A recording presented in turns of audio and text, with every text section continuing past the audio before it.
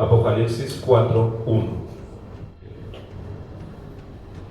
Después de esto, miré, y he aquí una puerta abierta en el cielo. Y la primera voz que oí como de trompeta, hablando conmigo, dijo: sube acá, y yo te mostraré las cosas que sucederán después de estas. ¿Cuáles son las cosas que sucederán después de cuáles? Ahí dice: sube acá y yo te voy a mostrar a ti las cosas que van a suceder después de estas. ¿Qué era lo que Juan estaba mirando? Cuando Juan estaba en la isla de Patmos, se le aparece el Señor Jesucristo, ¿recuerdan? Y él le muestra el Apocalipsis, la revelación. Y el Señor Jesucristo le dice a Juan que envíe 7 mensajes a 7 iglesias que en ese entonces estaban en Asia Menor. Y las 7 iglesias eran que habían 7 iglesias en aquella época reales, pero también representa la era durante el tiempo que esté la iglesia en la tierra, desde que Cristo murió hasta el regreso del Señor Jesucristo. El Señor le dice: te mostraré las cosas que han de suceder después de estas. Mire, el Señor mira 7 iglesias y el Señor conoce las obras de cada iglesia, así como el Señor conoce nuestras obras y Él conoce lo que hacemos y no hacemos. Amén, porque Él todo lo ve. Dice la palabra de Dios que Él tiene ¿cuántos espíritus? 7 espíritus, y rodean toda la tierra, de modo que no hay quien se escape de la presencia de Dios ni de la mirada de Dios. Es ese mensaje que Juan ve en el Apocalipsis, del capítulo 1 al capítulo 3. Esas son las cosas, en otras palabras, son las cosas que Cristo le mostró a Juan antes de que venga la gran tribulación, antes de que vengan los juicios de Dios. Ahora sí, versículo 1, capítulo 4. Mire lo que dice. Entonces, después de esto, ahí está, después de esto, después de todo lo que ve en la era de la iglesia, Juan empieza una nueva sección con palabras. Y estas palabras, anoten a los que están escribiendo: después de esto. La frase en griego es metatauta. Después de esto en griego es metatauta. Después de esto. ¿Qué cosas? El contexto se refiere a la era de la iglesia en la tierra. Para que lo tengan muy pendiente porque voy a avanzar un poquito más. La frase metatauta abre y cierra este versículo en la lengua original. Después de esto. Bien. ¿Listo? Entonces ha pasado la era de la iglesia en la tierra. Después de esto ha pasado la era de la iglesia en la tierra. Para los que están escribiendo, mire, anoten lo siguiente. Para analizar. En los 3 primeros capítulos de Apocalipsis se menciona la palabra iglesia e iglesias. ¿Saben cuántas veces? 18 veces se menciona la palabra iglesia e iglesias, desde el capítulo 1 hasta el capítulo 3 de Apocalipsis. Ahora desaparece en el capítulo 4 y vuelve a aparecer la palabra iglesia hasta el capítulo 19. Y para los que saben de palabra, en el capítulo 19 es cuando Cristo hace su segunda venida aquí a la tierra. Miren, acompáñenme en un momento al capítulo 19 de Apocalipsis, sin perder el capítulo 4. Bueno, capítulo 19, versículo 7. Vea lo que dice. Gocémonos, ¿y qué más? Y alegrémonos, ¿y qué? Y démosle gloria. Miren el título del capítulo 19, como dice. ¿Alabanzas en dónde? Alabanzas en el cielo.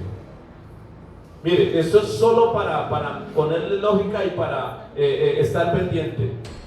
Los que dicen así en el versículo 7 del capítulo 19 son almas o personas que están en el cielo. No lo leo por tiempo. Versículo 7. Gocémonos y alegrémonos y démosle gloria, porque han llegado ¿qué? Las bodas del Cordero y ¿qué? Y su esposa se ha ¿qué? Se ha preparado.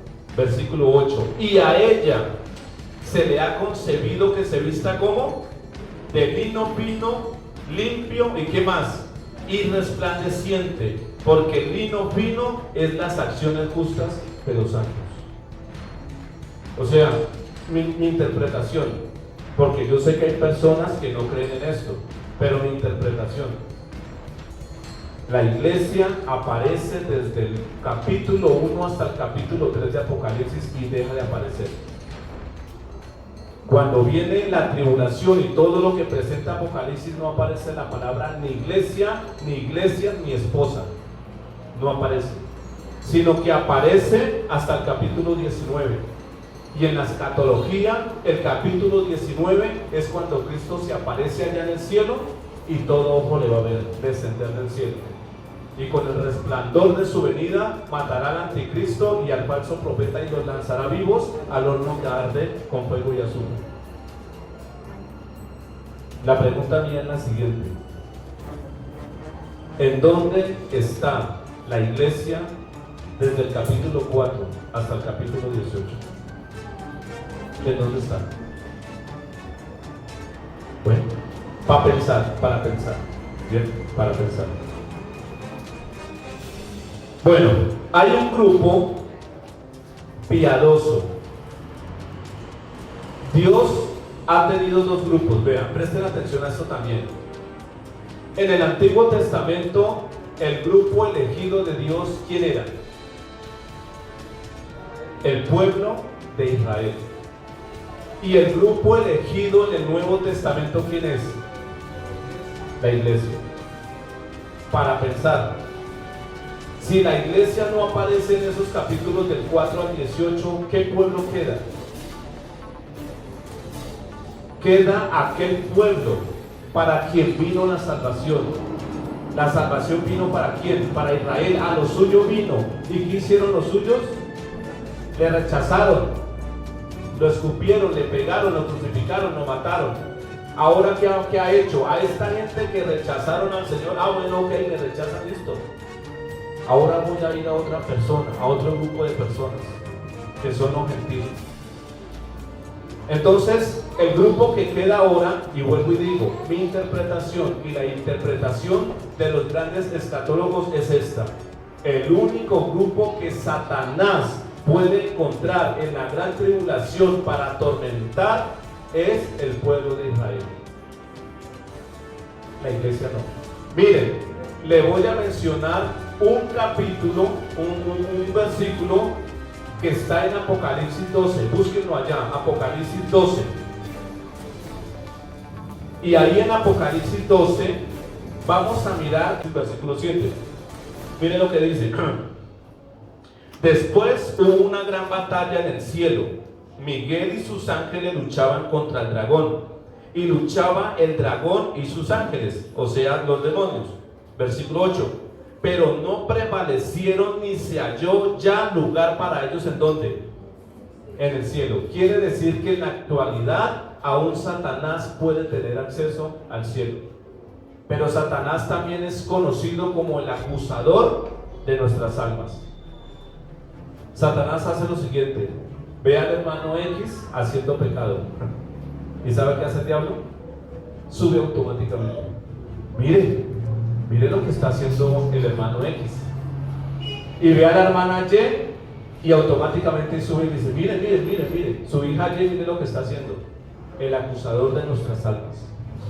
Entonces llega aquí y no hay más lugar para él. Versículo 8. Pero no prevalecieron ni se halló ya lugar para ellos en el cielo. Versículo 9. Y fue lanzado fuera el gran dragón, la serpiente antigua, que se llama ¿cómo? Diablo y Satanás, el cual engaña al mundo entero. Fue arrojado a la tierra y sus ángeles fueron arrojados con él. ¿Quieren que los asuste más? En la gran tribulación los demonios se van a multiplicar. Ahorita los demonios pueden estar por allá en la luna y en Júpiter y por allá, relajados de la vida. Y hay otros que son más atrevidos y vienen y lo asustan a usted, le jalan los pies o le apagan la luz o le... ¿Cuántos demonios caben en una persona? Una legión cabe en una sola persona. Uy, ¿usted dónde sacó eso? Jesús va donde se encuentra con el demoniado Gadareno y Jesús, como él es Dios, le pregunta al endemoniado: ¿cómo te llamas tú? ¿Y qué le dijo? Me llamo Legión. ¿Por qué? Porque había muchos dentro de esa persona. Unos dicen que son 6.000 demonios que caben en una persona y otros dicen que son 12.000. Y si somos 7.000 millones de habitantes, ¿cuántos demonios hay? ¿Sí sabían que hay más demonios que seres humanos? Cuando llegue la gran tribulación, se van a multiplicar los demonios, cosa impresionante que usted no se lo imagina. Ahí dice: fue lanzado fuera el gran dragón, que es Satanás, la serpiente antigua, la que engañó a Eva, que se llama Diablo y Satanás, el cual engaña al mundo entero. Fue arrojado a la tierra y sus ángeles fueron arrojados con él. Lástima para los que se quedan.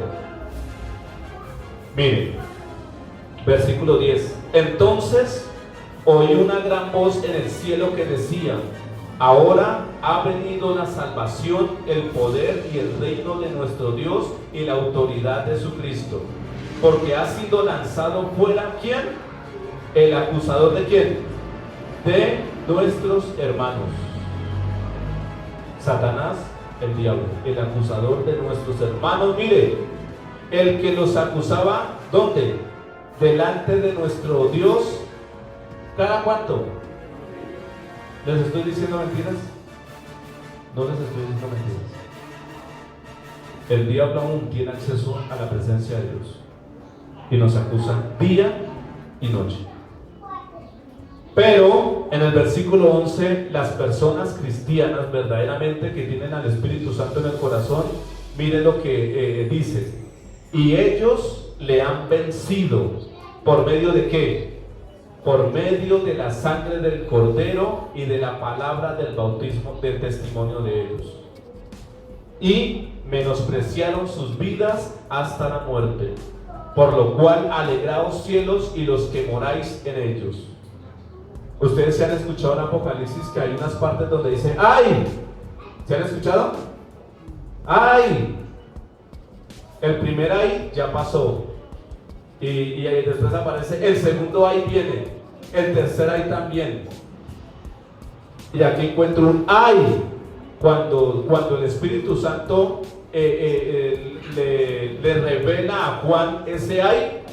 Es porque es ay, ay, ay, donde va a haber dolor de lo más impresionante.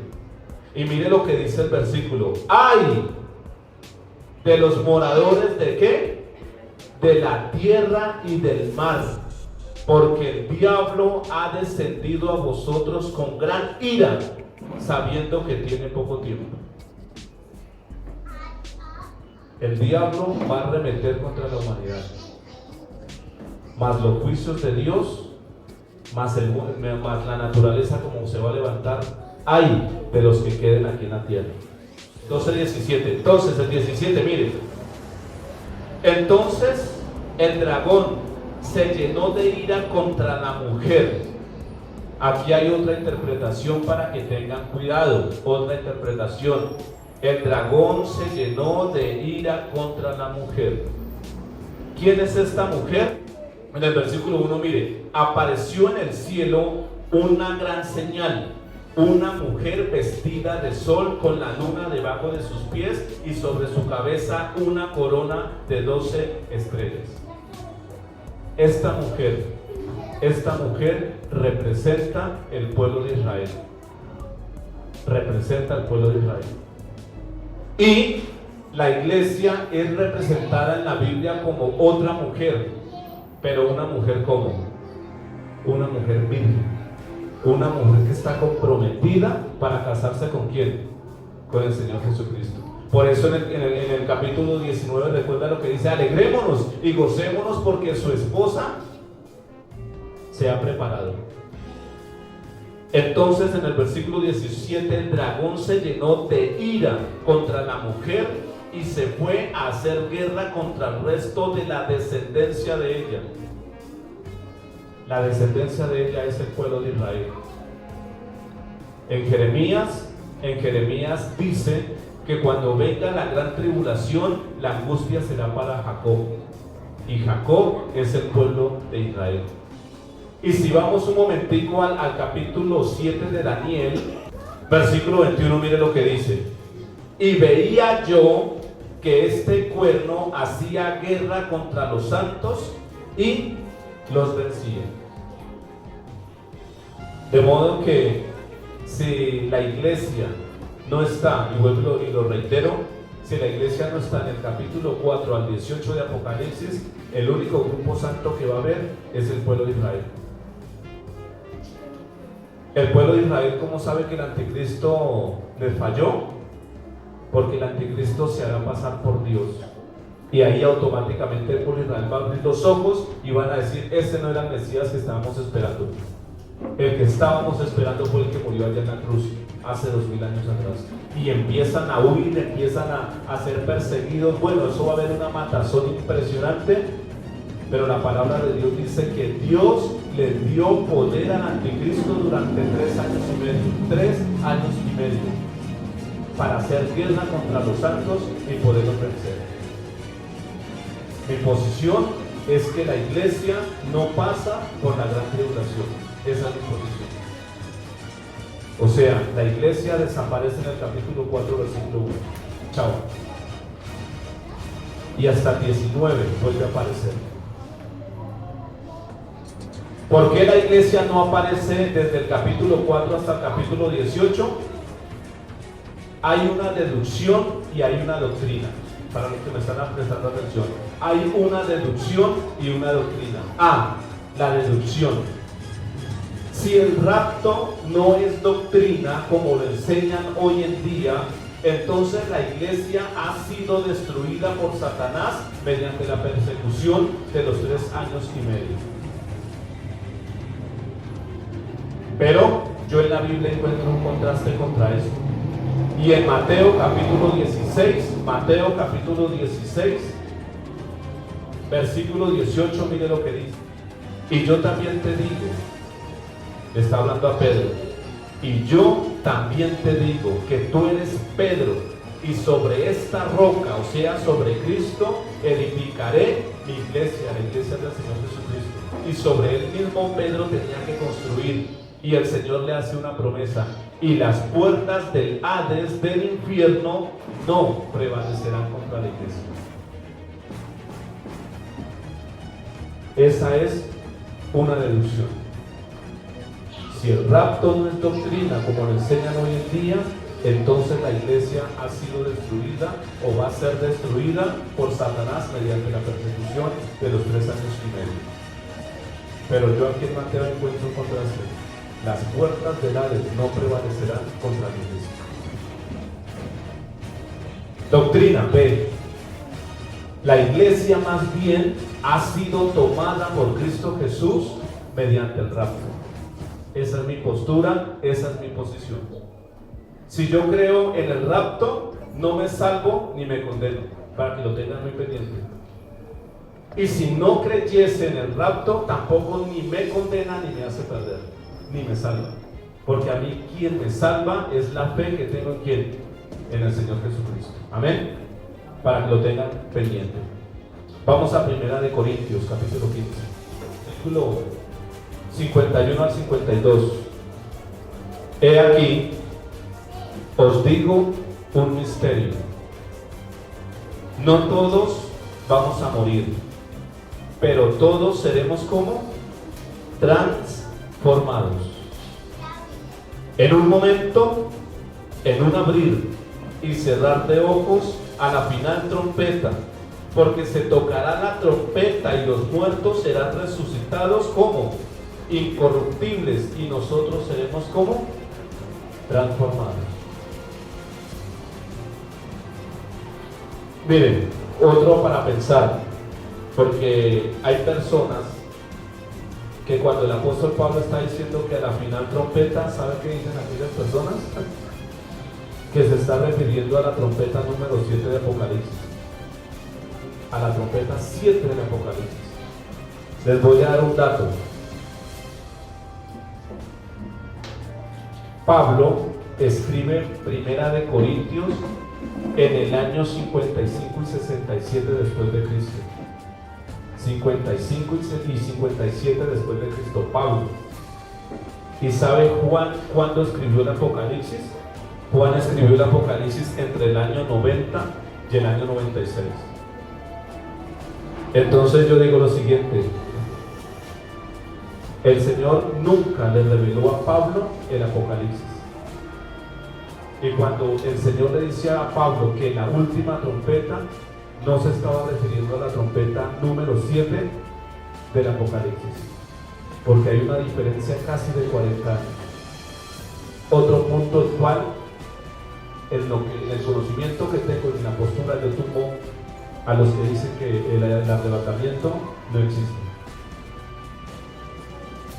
Bueno, vamos a mirar, a analizar este versículo que está muy bonito. En conclusión, bueno, ya sabemos 4.1, ¿cierto? Apocalipsis 4.1 dice: después de esto, y ya se los enseñé, la era de la iglesia en la tierra. Eso significa después de esto. Ahora, Juan dice: miré, alzó la mirada hacia el cielo, miré. Mirar significa observar. Quiere decir que Juan observó algo extraño, algo raro. ¿Y sabe a qué se me asemeja esto de que Juan dice miré? Se me asemeja a lo que Pablo dijo ahorita acá en 1 Corintios 15:51. He aquí os digo un misterio. Ese misterio que Pablo dijo era el misterio que Juan más adelante iba a ver.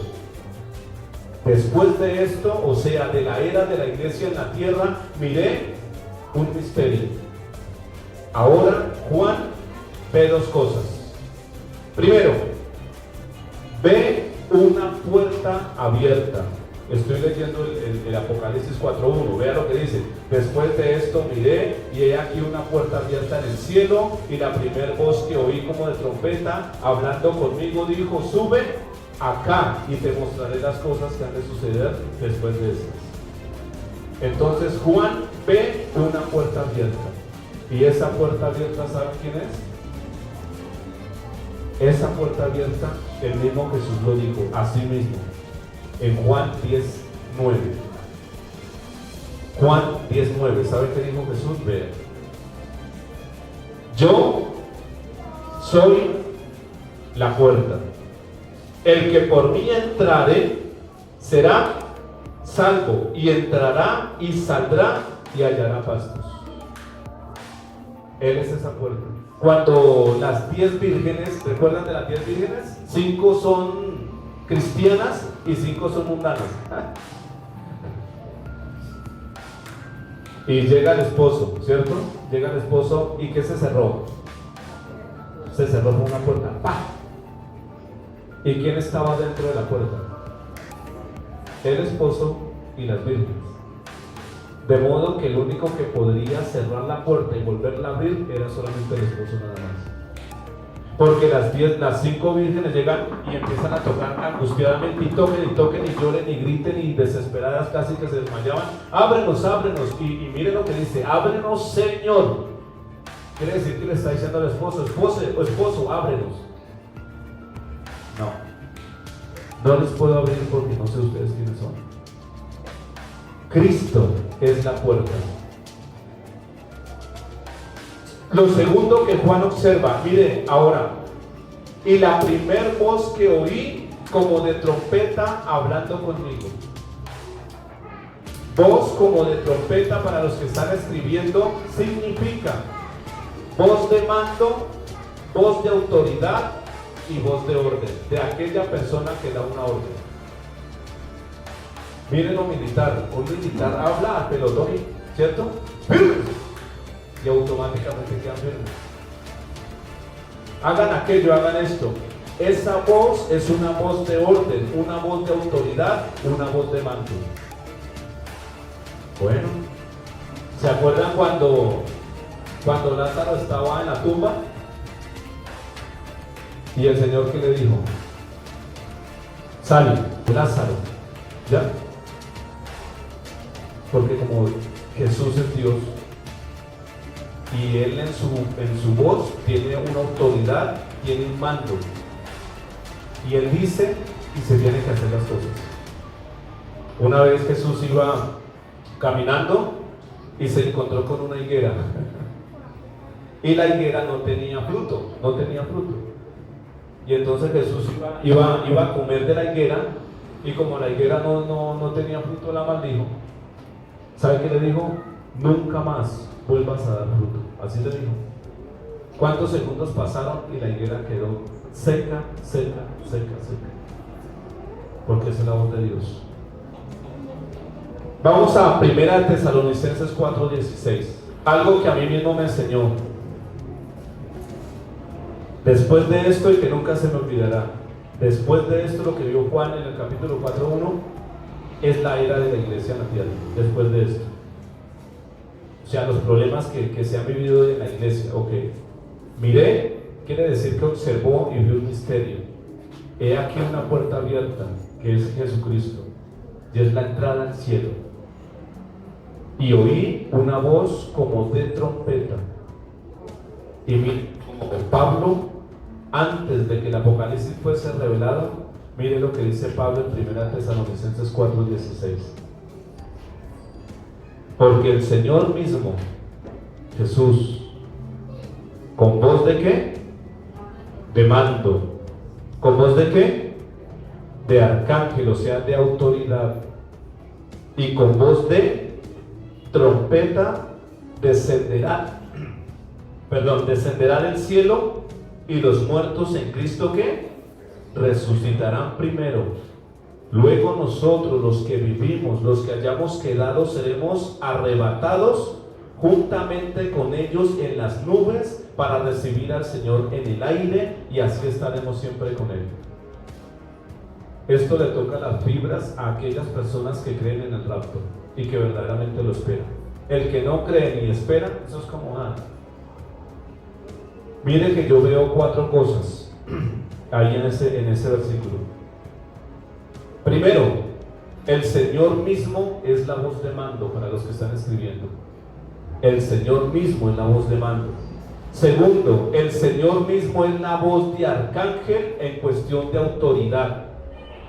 Tercero, el Señor mismo es la voz de trompeta en cuestión de orden. Cuarto, el Señor mismo a su vez es la puerta. Y desde el aire, pónganle cuidado, Cristo desde el aire con voz de trompeta lo va a hacer igual como lo hizo en el monte Sinaí. ¿Se acuerdan del monte Sinaí? Cuando Dios habló y la voz era como voz de trompeta, dice que era como voz de bocina, o sea, de trompeta. Y hablaba tan fuerte que la gente no podía retener lo que él hablaba. Y Éxodo dice que Moisés hablaba con Dios como si yo hablase con el hermano Eduardo. Pero la gente, el pueblo de Israel, escuchaba, era una bocina, una trompeta nada más. Escuchaban relámpagos, rayos y truenos, pero no sabían qué decía. El único que sabía qué decía era Moisés. Y de la misma manera como el Señor lo hizo en el monte Sinaí, Él dará la orden desde el cielo. Dará la orden. Y los muertos en Jesucristo resucitarán primero, y los que estemos vivos seremos transformados. Amén. ¿Eso cuándo va a suceder? Apenas acabe la era de la iglesia aquí en la tierra.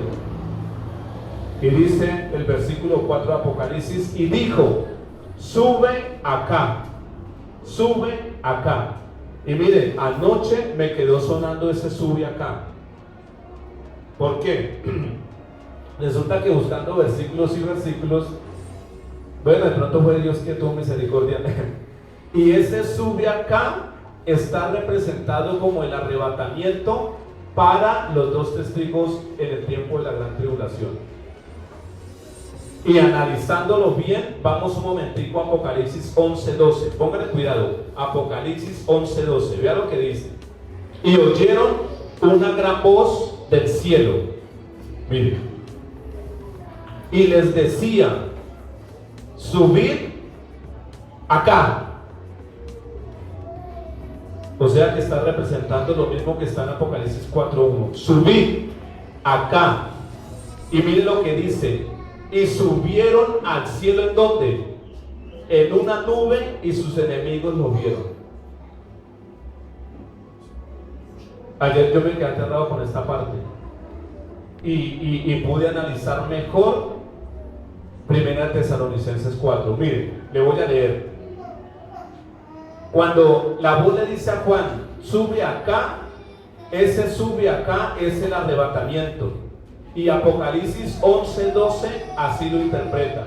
Primero, los dos testigos estarán muertos y resucitarán. Ustedes saben qué hacen los dos testigos, ¿no? Los dos testigos van a predicar el evangelio en la gran tribulación.